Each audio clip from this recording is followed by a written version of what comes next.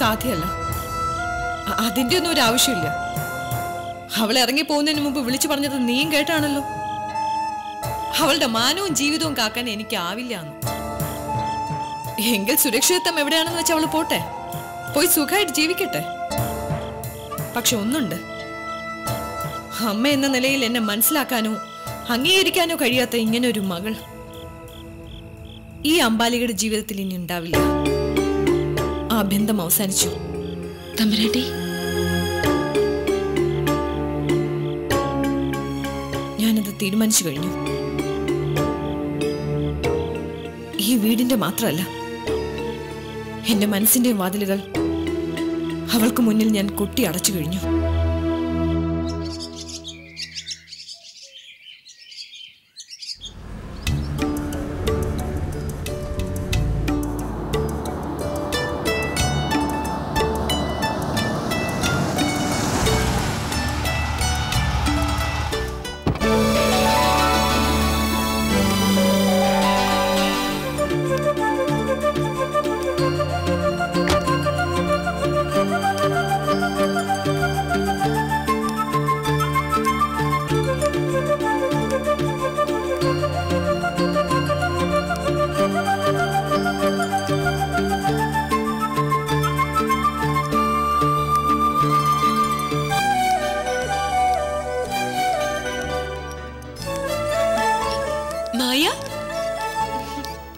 Hi Dhanya. എടി പെണ്ണെ, എത്ര നാളുകൾക്ക് ശേഷം നിന്നെ ഇങ്ങനെ കാണുന്നേ, അതും ക്യാമ്പസ് ഡേയ്സിലെ അമേസിംഗ് ഗെറ്റപ്പിൽ. നീ വാ. ധന്യ, ദുസ്വപ്നങ്ങൾ പോലെ മറന്നു കളയേണ്ട ഒരുപാട് കാര്യങ്ങളുണ്ട് എന്റെ ജീവിതത്തിൽ. അതൊക്കെ മറന്ന് പണ്ടത്തെ നമ്മുടെ ഫ്രീക്ക് ഔട്ട് ലൈഫ്, കുറച്ച് നാളത്തേക്കെങ്കിലും അതൊക്കെ തിരിച്ചു പിടിക്കാൻ ആശിക്കാം ഞാനിപ്പോ. ഇപ്പോഴെങ്കിലും ജീവിക്കണമെന്നൊരു ബോധം ഉണ്ടായല്ലോ. മെഡിസിൻ കംപ്ലീറ്റ് ചെയ്ത ശേഷം ഇത്രയും നാളൊരു കോട്ടൺ സാരിയും ചുറ്റി മഹേശ്വരപുരത്തെ ക്ലിനിക്കിൽ ജന്മം തൊലക്കായിരുന്നില്ല നീ. ഇപ്പോഴെങ്കിലും ആ കുക്കുംബ സിറ്റിന്ന് രക്ഷപ്പെടാൻ നിനക്ക് വെളിപാട് തോന്നിയതിന് സാക്ഷാൽ നീലകണ്ഠ സ്വാമികളോട് നന്ദി പറയണം. ഞാൻ നന്ദി പറയേണ്ടതേ നിന്നോട് മാത്രം. നിന്റെ റെക്കമെൻഡേഷനിൽ എനിക്ക് ജോലി കിട്ടിയല്ലോ, അതും നീ ജോലി ചെയ്യുന്ന അതേ ഹോസ്പിറ്റലിൽ തന്നെ. ഈ കടപ്പാട് ഞാൻ ആയുസ്സിൽ മറക്കില്ല. എന്റെ അടുത്ത് അവളുടെ ഒരു മുടിഞ്ഞ ഫോർമാലിറ്റി. നീ ഒരു ക്രൈസിസിലാണെന്നറിയുമ്പോ സഹായിക്കേണ്ടത് എന്റെ റെസ്പോൺസിബിലിറ്റി അല്ലേ? നമ്മൾ തമ്മിൽ ഫ്രണ്ട്സ് എന്നതിലപ്പുറം വേറൊരു ബന്ധം കൂടി ഉണ്ടല്ലോ. എന്റെ മുറച്ചെറുക്കന്റെയും ബെസ്റ്റ് ഫ്രണ്ട് അല്ലേ നീ? മുറപ്പെണ്ണായ എന്നെ പോലും തടഞ്ഞ് കൃഷ്ണൻ നിന്റെ ഹൃദയത്തിലേക്ക് ഒരു ലൈൻ വലിച്ചതൊക്കെ ഞാനും അറിഞ്ഞിരുന്നു. എന്നിട്ട് എന്തായി? പച്ചക്കൊടി കാണിച്ചോ? ഏയ്, കൃഷ്ണനെ ഒരിക്കലും ഞാൻ അങ്ങനെ ഒരു കണ്ണിൽ കണ്ടിരുന്നില്ല. എങ്കിൽ പിന്നെ കക്ഷിക്ക് നമ്മളൊരു ആപ്ലിക്കേഷൻ കൊടുക്കുന്നതിൽ നിനക്ക് വിരോധമൊന്നുമില്ലല്ലോ? സന്തോഷമേ ഉള്ളൂ. മുറപ്പെണ്ണെന്ന നിലയിൽ നിനക്കതിനുള്ള അവകാശമുണ്ടല്ലോ. അത് അവന് കൂടെ തോന്നണമല്ലോ. ആ, ഞാൻ ഒന്ന് ട്രൈ ചെയ്ത് നോക്കട്ടെ. അതിരിക്കട്ടെ, എന്താ നിന്റെ പ്ലാൻ? ഇന്ന് തന്നെ ജോയിൻ ചെയ്യുന്നുണ്ടോ? Why not? ഒരു ദിവസം മുമ്പെങ്കിൽ ഒരു ദിവസം മുമ്പ് പുതിയൊരു ലൈഫിലേക്ക് പ്രവേശിക്കാനുള്ള ത്രില്ലോടെ വന്നിരിക്കാൻ ഞാൻ. ഓക്കെ, എങ്കിൽ ഇപ്പൊ തന്നെ ജോയിൻ ചെയ്യാം. നിനക്ക് ഹോസ്റ്റലിൽ എന്റെ കൂടെ താമസിക്കാനുള്ള ഏർപ്പാട് ഞാൻ ചെയ്തിട്ടുണ്ട്. പക്ഷേ അതിനൊക്കെ മുമ്പ് ഒരു കാര്യം എനിക്കറിയണം. നിന്റെ നാട്ടിലേക്ക് ഇവിടുന്ന് 10-20 കിലോമീറ്റർ ദൂരമല്ലേ ഉള്ളൂ. അംബാലിക തമ്പുരാട്ടിക്ക് എഴുന്നള്ളി എത്താൻ എളുപ്പമാണെന്ന് അർത്ഥം. വിവരം അറിഞ്ഞവരെ പൊക്കിക്കൊണ്ടു പോവാൻ വന്ന എന്ത് തീരുമാനം എടുക്കും നീ? മനസ്സുകൊണ്ട് ആ ബന്ധം അറുത്തിട്ടാ ഞാൻ വന്നിരിക്കുന്നത്. അംബാലിക തമ്പുരാട്ടിയുടെ മകളെന്നല്ല, ഡോക്ടർ മായ എന്ന് മാത്രമായിരിക്കും ഇനി എന്റെ മേൽവിലാസം. ഗുഡ്, ഈ വാക്ക് മതി എനിക്ക്. വാ, ഇപ്പൊ തന്നെ CMOയെ കണ്ട് ജോയിൻ ചെയ്യാം. വരൂ. Doctor, please come. Doctor Maya വന്നിട്ടുണ്ട്. Hello miss Maya, come come, take a seat. Thank you doctor. General മെഡിസിനിൽ ഒരു വേക്കൻസി വന്ന റൈറ്റ് ടൈമിൽ തന്നെയാണ് ധന്യ വഴി മിസ് മായയുടെ ആപ്ലിക്കേഷൻ ഇവിടെ എത്തിയത്. ഇയാളുടെ സർട്ടിഫിക്കറ്റ്സ് ഒക്കെ ഒരു വട്ടം മറിച്ചു നോക്കിയപ്പോഴേ ഞാൻ ഫുൾ മാർക്കിട്ടിരുന്നു. MDയോട് പോലും കൺസൾട്ട് ചെയ്യാതെ ഞാൻ മായയെ അപ്പോയിന്റ് ചെയ്തെന്ന് അറിയാലോ. അറിയാം ഡോക്ടർ. ഇന്നിപ്പോ ജോയിൻ ചെയ്യാൻ വേണ്ടിയാണ് വന്നിരിക്കുന്നത്. Very good, you are most welcome. We are glad to have you here. Thank you so much doctor. മായയെ ജനറൽ മെഡിസിനിൽ ഡോക്ടർ ഹേമി ഒന്ന് പരിചയപ്പെടുത്തണം. Okay doctor.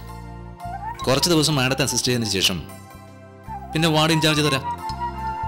Okay doctor. Doctor, ഞങ്ങൾ ഇന്ന് അങ്ങോട്ട്. You may go. മിസ് മായ അല്പനേരം ഇവിടെ ഇരിക്കട്ടെ. ഒരുപാട് ഉയരങ്ങൾ വെട്ടിപ്പിടിക്കാനുള്ള കരിയർ ലൈഫിന് തുടക്കം കുറിച്ചിരിക്കുകയല്ലേ. ചീഫ് മെഡിക്കൽ ഓഫീസർ എന്ന നിലയ്ക്ക് ചില അഡ്വൈസ് ഒക്കെ എനിക്ക് തരാൻ പറ്റിയെന്നിരിക്കും. So please sit down. Doctor, മായെ ഹേമ ഡോക്ടറിനെ പരിചയപ്പെടുത്തിയ ശേഷം സ്ഥലത്തെ CI ഒന്ന് കാണാൻ പോണമെന്നുണ്ടായിരുന്നു. മായയുടെ അടുത്ത റിലേറ്റീവായിട്ട് വരും CI. ഓ, എങ്കിൽ പിന്നെ കാര്യങ്ങൾ നടക്കട്ടെ. നമുക്ക് പിന്നെ കാണാമല്ലോ.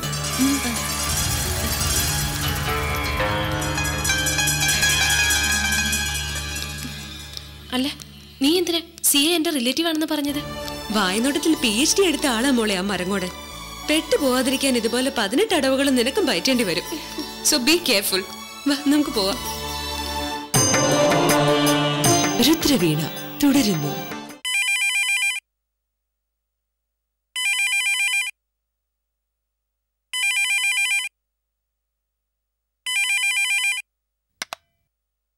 ഹലോ, ആര്? ആന്റി, ഇത് ഞാനാ, ധന്യ. ഈശ്വര, എനിക്കിത് വിശ്വസിക്കാമോ? ധന്യമോളെ, മോളിപ്പോ എവിടുന്ന? ഹോസ്റ്റലിൽ നിന്നാ. ആന്റിക്കും അങ്കിളിനും കിച്ചുവിനൊക്കെ സുഖം തന്നെയല്ലേ? മോളുടെ ആന്റി പിണക്ക. നീ പാലക്കാട് ജോലി കയറിയിട്ട് മാസം എത്രയായിരിക്കണോ? എന്നിട്ട് ഇവിടം വരെ ഒന്ന് വരാൻ മനസ്സ് കാണിച്ചോ? എന്റെ പൊന്നാന്റി, പിണങ്ങല്ലേ പ്ലീസ്. ഒരു ലീവ് കിട്ടിയ ഉടനെ പപ്പയുടെ മമ്മിയുടെ അടുത്തേക്ക് കാലിക്കറ്റിലേക്ക് പറന്നു ചെല്ലാൻ ഓർഡർ ഉള്ളത് കൊണ്ടാ മറ്റെങ്ങും പോവാൻ പറ്റാത്തെ. ഇനി എന്തായാലും വൈകാതെ ഞാൻ അങ്ങോട്ട് വന്ന് സറണ്ടർ ആവുന്നുണ്ട്. സന്തോഷായല്ലോ? വെറും വാക്കാകാതിരുന്നാ മതി. ഒരിക്കലും ഇല്ല. ആ, പിന്നെ ഞാൻ വിളിച്ചത് വേറൊരു കാര്യം പറയാൻ വേണ്ടിയാ. മായ ഞങ്ങളുടെ ഹോസ്പിറ്റലിൽ ജോയിൻ ചെയ്തു. ഞങ്ങൾ രണ്ടുപേരും ഒരേ റൂമിലെ താമസം.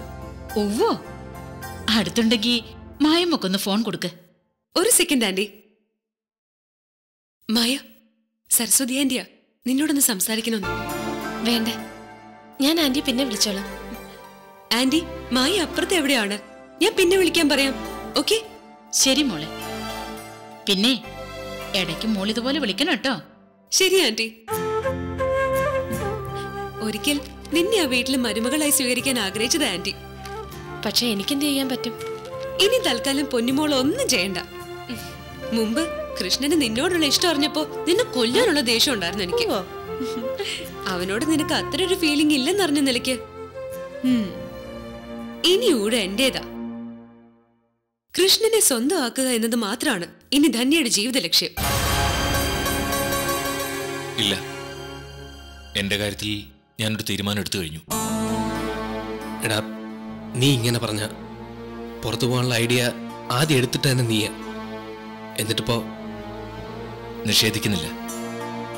ആഗ്രഹിച്ചിരുന്നു നശിച്ച ഈ നാട്ടിൽ നിന്ന് രക്ഷപ്പെടാനുള്ള വഴി. പക്ഷേ മൈഥിലിയുടെ വേളി, നിന്റെ ഒപ്പം തോളോട് തോൾ ചേർന്ന് വേളി നടത്താനുള്ള പണമുണ്ടാക്കാൻ. പക്ഷെ ഇപ്പോ ഞാൻ നാട്ടിൽ നിന്ന് പോയാൽ ആ വീട്ടിൽ തനിച്ചായി പോകുമെന്ന് പറഞ്ഞ് അമ്മ കരയാ. ഈ ലോകത്ത് എന്തിനു നേരെയും ഞാൻ നെഞ്ചുകൂടെ നിൽക്കും. ആരുടെയും വാക്കും വിലക്കും എനിക്ക് പ്രശ്നമല്ല. പക്ഷെ ജീവ, എൻ്റെ അമ്മ, എനിക്ക് അമ്മയും അമ്മയ്ക്ക് ഞാനും മാത്രമല്ല ഉള്ളൂ. അതുകൊണ്ടാണ് ഞാൻ ഇങ്ങനൊരു തീരുമാനം എടുത്തത്. കൃഷ്ണൻ പറയണത് ശരിയാ മക്കളെ. ആ പാവം അമ്മയുടെ മനസ്സ് വിഷമിപ്പിച്ചു പോയാല് ചെല്ലുന്നിടത്ത് ഗതി പിടിക്കില്ല. എനിക്ക് മനസ്സിലാവും അച്ഛാ. പെട്ടെന്ന് അവൻ വരുന്നില്ല എന്ന് കേട്ടപ്പോ വിഷമം തോന്നി. അതെന്റെ സ്വാർത്ഥതയായിരിക്കാം. ഗൾഫിലൊപ്പം ഇവനും കൂടെ ഉണ്ടെങ്കിലെന്ന് ഞാൻ ആശിച്ചു പോയി. പക്ഷെ ഇപ്പൊ തോന്നുക എൻ്റെ ഒപ്പമല്ല, ഇവനീ നാട്ടിൽ തന്നെയാണ് വേണ്ടത്. ഞാൻ കൂടി ഇവിടെ ഇല്ലാത്ത നിലയ്ക്ക് ഈ വീട്ടിലേക്ക് നിന്റെ ഒരു കരുതലുണ്ടാവുമല്ലോ, അതൊരു സമാധാന. ആ ഡാ, ഈ നെട്ടൂർ മഠത്തിൽ ഗൂർഖാപ്പണി നിന്നെ ഏൽപ്പിച്ചിട്ടാ നാളെ ഞാൻ ഗൾഫിലേക്ക് പറക്കുന്നത്.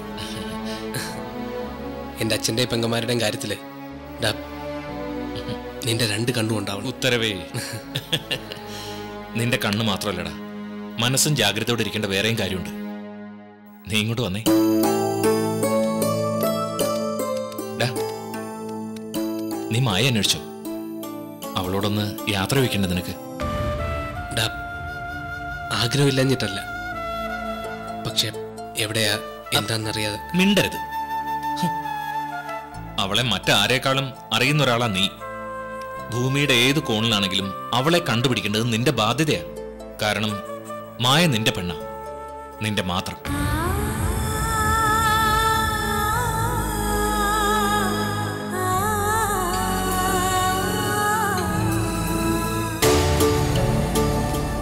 അല്ലെങ്കിലും നീ എന്തിനാടാ മോനെ മരുഭൂമി പോയി കഷ്ടപ്പെടുന്നേ? 4 തലമുറയ്ക്ക് ഇരുന്ന് ഉണ്ണാനുള്ളത് അച്ഛൻ ഉണ്ടാക്കി വെച്ചിട്ടില്ലേ? ഇനി അത് നീ തന്നെ അടിച്ചു പൊളിച്ച് നശിപ്പിച്ചാലും വിരോധമില്ല. ഒരു കാര്യത്തിലേ എനിക്ക് നിർബന്ധമുള്ളൂ, അച്ഛനെ പോലെ ആണായി ജീവിക്കണം നീ. അമ്മ ഇന്നലെ പറയുന്നത് കേട്ടു, മണ്ണും ചാരി നിന്ന ആ നമ്പൂതിരി ചെക്കൻ ആ ഡോക്ടർ പെണ്ണിനെ കൊത്തിക്കൊണ്ടു പോകുമ്പോ നീ അത് നോക്കി നിന്ന മഹാത്യാഗമാകുന്നു. പക്ഷേ എനിക്ക് പറയാനുള്ളത് അതൊരുമാതിരി ആണും പെണ്ണും കെട്ടവന്മാരുടെ ഏർപ്പാടാണെന്ന്. ആഗ്രഹിച്ചിട്ടുണ്ടെങ്കിൽ സ്വന്തമാക്കിയിരിക്കണം. അത് വെട്ടിപ്പിടിച്ചിട്ടായാലും കൊന്നിട്ടായാലും. അത് ആണിന്റെ ലക്ഷണം. അതിന് നീ തയ്യാറായാൽ നമ്മൾ തമ്മിലുള്ള അഭിപ്രായ വ്യത്യാസങ്ങളും അമ്പാലികയോടുള്ള പോരും എല്ലാം മറന്ന് അവളെ എൻ്റെ മരുമകളായി സ്വീകരിക്കാൻ ഞാൻ തയ്യാറാണ്. നിന്റെ അച്ഛനായി പറയുന്നത് എന്താ? നീയൊന്നും പറയാത്തെ? ധൈര്യമായിട്ട് വിളിച്ചോണ്ട് വാടാ. ഇനി അവളതിന് തയ്യാറല്ല എന്ന് തന്നെയാണെങ്കിൽ പടിഞ്ഞാറ്റിലെ ചോരലുണ്ട് ഇപ്പോഴെന്റെ നിറത്തോക്ക്. ആ നീജയും ഒപ്പം നടന്ന് ചതിച്ച നമ്പൂരി അമ്പോക്കി അങ്ങ് തട്ടിയേക്ക. ബാക്കി കാര്യങ്ങളൊക്കെ ഞാൻ നോക്കിക്കോളാം. അച്ഛന്റെ വർത്താനം കേൾക്കുമ്പോ മുട്ടനാടുകളെ തമ്മിൽ അടുപ്പിച്ച് നടുക്കിരുന്ന് ചോര കുടിക്കുന്ന പഴയൊരു കഥ ഓർമ്മ വരുന്നത്. ഓഹോ, ഒരു മകനോടുള്ള അച്ഛന്റെ കടമ നിർവഹിക്കാൻ നോക്കുമ്പോ നീ നമുക്കിട്ട് പണി തരാൻ നോക്കല്ലേ? അച്ഛൻ ഒന്നടങ്ങ്. അച്ഛൻ പറഞ്ഞത് ആത്മാർത്ഥമായാലും അല്ലെങ്കിലും ഒന്ന് മാത്രമേ എനിക്കിപ്പോ പറയാനുള്ളൂ. ജീവനും മായയും ഞാനിപ്പോഴും പ്രാണന് തുല്യം സ്നേഹിക്കുന്ന എന്റെ സുഹൃത്തുക്കളാ. അതുകൊണ്ട് ദയവ് ചെയ്ത് മേലിൽ ഞങ്ങളെ ഭിന്നിപ്പിക്കാൻ ശ്രമിക്കരുത്. പിന്നെ അച്ഛന്റെ തോക്കിന്റെ കാര്യം അതങ്ങനെ തന്നെ അവിടെ നിറഞ്ഞിരിക്കട്ടെ. ഒരിക്കൽ എനിക്കത് ആവശ്യം വരും. അതാരുടെ നെഞ്ചിൽ പൊട്ടിക്കണമെന്ന് എനിക്ക് നിശ്ചയമുണ്ട്.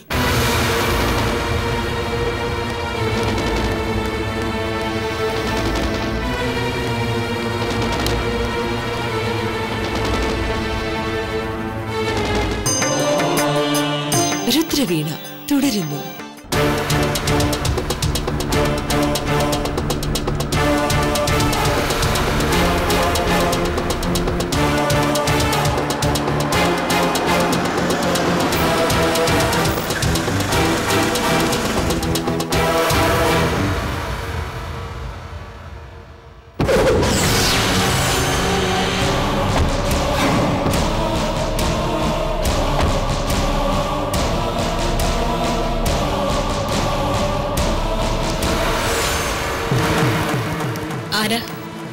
എന്താ കാര്യം?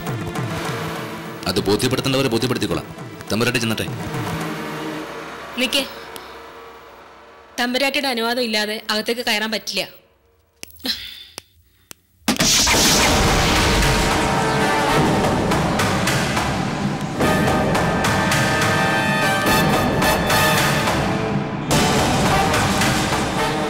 വീട്ടിൽ കയറി വന്നിട്ട് അഹങ്കാരം കാണിക്കുന്നു. ആരാ നിങ്ങൾ? അഹങ്കാരമല്ല അമ്പാലികെ, അവകാശം. ഇവിടെ ഈ തറവാട്ടിലും ഈ മണ്ണിലും ചില അവകാശങ്ങൾ ഉള്ളവളാ വന്നിരിക്കുന്നേ. മനസ്സിലായില്ല. അല്ല, ഇവിടത്തെ ഏതെങ്കിലും അടുക്കളക്കാരിയുടെ വയറ്റിൽ പിറന്നതാണോ? അല്ല, പഴയ സേവനത്തിന്റെ കണക്ക് പറഞ്ഞ് ഇവിടെ എരന്നു വാങ്ങാൻ ചിലരൊക്കെ വരാറുണ്ട്. നീ ഇത് പറയും? മാളികപ്പുറത്ത് വാഴുമ്പോ കാൽ കീഴെ കിടക്കുന്നവന്റെ മുതുകെ കാണും. ഇടയ്ക്കൊക്കെ തലയ്ക്ക് മുകളിലേക്ക് ഒന്ന് നോക്കണം. അപ്പ കാണാം ചുമരിൽ ചില്ലിട്ട പഴയൊരു പടം. ചെമ്പകശ്ശേരിൽ ഗോവിന്ദമേനോൻ എന്ന എന്റെ അച്ഛന്റെ പടം. ഇനിയും ഞാൻ ആരാണെന്ന് നിനക്ക് മനസ്സിലായില്ലെങ്കിൽ ഇപ്പൊ പറഞ്ഞ പേര് എന്നെങ്കിലും നീ കേട്ടിരിക്കാൻ ഇടയുണ്ട്. ആ പേരിന്റെ തണലിൽ ജീവിച്ച ഒരു സ്ത്രീ ഉണ്ടല്ലോ ഇവിടെ, നിന്റെ അമ്മ. എന്താ നിന്റെ പേര്? അല്ല, ഈ വരവിന്റെ ഉദ്ദേശം എന്താ? ഞാൻ മന്ദാകിനി. വന്നതെന്തിനാണെന്ന് ചോദിച്ചാ നീ സുഖിച്ചു വാഴുന്ന ഈ മാളിക, മഹേശ്വരപുരം കോവിലകം, പിന്നെ കണ്ണെത്താത്ത ദൂരത്തോളം പരന്നു കിടക്കുന്ന ഈ മണ്ണ്, എല്ലാം കൂടെ കോടികൾ വിലമതിക്കുന്ന ഈ സ്വത്തുവകകൾ, ഇതെല്ലാം നിന്റെ അമ്മ എങ്ങനെയാണ് വെട്ടിപ്പിടിച്ചതെന്ന് അറിയാമോ? എന്റെ അച്ഛൻ പണ്ട് ഈ അമ്മ വീടിന്റെ പടി കടന്നു വന്നിരുന്ന കാലത്ത് പറഞ്ഞും പ്രലോഭിപ്പിച്ചും ചതിച്ചും തീരെഴുതി വാങ്ങിച്ചു ഇതെല്ലാം. അത് തന്നെയായിരുന്നല്ലോ എന്നും അമ്മ വീട്ടുകാരുടെ പാരമ്പര്യം. നിർത്തടി. ഇനി ഒരക്ഷരം അനാവശ്യമായി മിണ്ടിപ്പോയാ വന്നതുപോലെ നീ തിരിച്ചു പോവില്ല. കടക്ക് പുറത്ത്. അങ്ങനെ അങ്ങ് വെറും കൈയോടുകൂടി പോവാമെന്നതല്ല ഞാൻ. എന്റെ അവകാശങ്ങൾ സ്ഥാപിച്ചെടുക്കാൻ, നഷ്ടപ്പെട്ടതെല്ലാം തിരിച്ചു പിടിക്കാൻ. ഒരു കെട്ടുകഥയും മെനഞ്ഞെടുത്ത് വന്നിരിക്കുന്നു. എവിടെ നിന്നാ എന്താന്നറിയാതെ ഒരു സുപ്രഭാതത്തിൽ വലിഞ്ഞു കയറി വന്നിട്ട് അവകാശത്തിന്റെ കഥകൾ നിരത്തിയാൽ അമ്പാലിക എന്താ സ്വീകരിച്ച അകത്തളത്തിൽ കുടിയിരുത്തുന്നു കരുതിയോ നീ? എങ്കിൽ തെറ്റി. ഇനി ഒരു നിമിഷം പോലും നിന്നെ ഇവിടെ കണ്ടുപോരുത്. അത്ര പെട്ടെന്നൊന്നും എന്നെ ഇറക്കിവിടാൻ പറ്റില്ല നിനക്ക്. മന്ദാകിനി രണ്ടിലൊന്ന് തീരുമാനിച്ചുറപ്പിച്ചു വന്നതാ. ഞാൻ ഇപ്പൊ പറഞ്ഞ ഈ കാര്യത്തിൽ വല്ല സംശയം ഉണ്ടെങ്കിൽ നിന്റെ അമ്മയെ വിളിച്ച് ചോദിക്കേ. ഈ പറഞ്ഞ സ്വത്തുക്കളുടെ എല്ലാം അടിയാധാരം പരിശോധിക്കേ. അപ്പൊ അറിയാം സത്യം എന്താണെന്ന്.